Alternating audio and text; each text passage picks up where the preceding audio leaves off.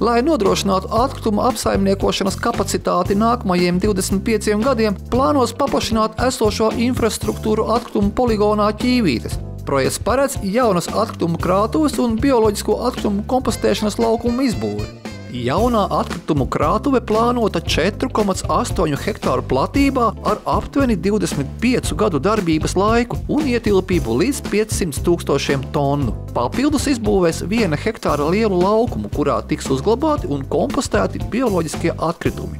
Tāpat šajā laukumā īslaicīgi varēs uzglabāt būvniecības atkritumus un citus inertos materiālus. Lai gan Eiropas Savienības direktīva paredz, ka no 2035. gada poligonos varēs noglabāt tikai 10% no sadzīves atkritumiem, šī paplašināšanās ir saskaņā ar mērķiem, jo jau tagad tiek veikti pasākumi šo prasību izpildei.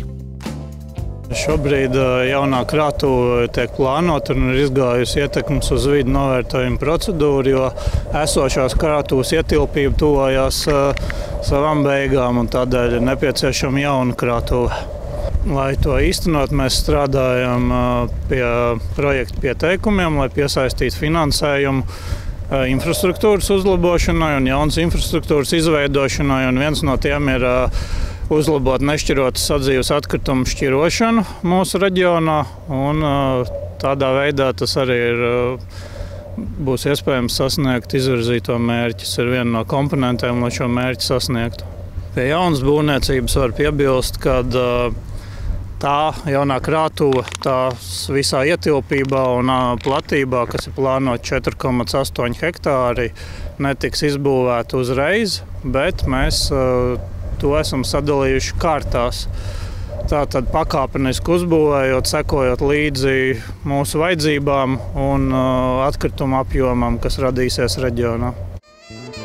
Atkritumu poligona apsaimniekotāji uzsver, ka, lai gan iedzīvotāji izsaka bažas par tarifu pieaugumu saistībā ar poligona paplašināšanos, tas ietekmēs maksājums tikai nelielā mērā.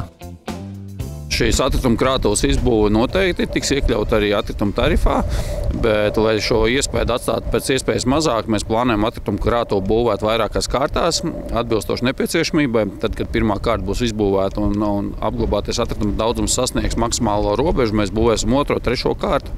Bet iedzīvotāji maksā, tas atstās nebūtiski iespēju, jo atkrituma krātuvē tiks apglabāt ne tikai nešķiroto sadzīves atkritumu pārpalikumu, ko nevar pārstrādāt vai reģenerēt, bet arī citu atkritumu.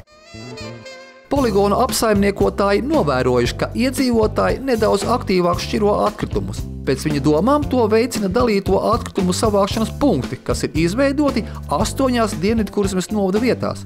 Paplašināšanās projektu atkritumu poligonā Ķīvītes plānots realizēt pakāpeniski, sākot no nākamā gada līdz 2029. gada beigām.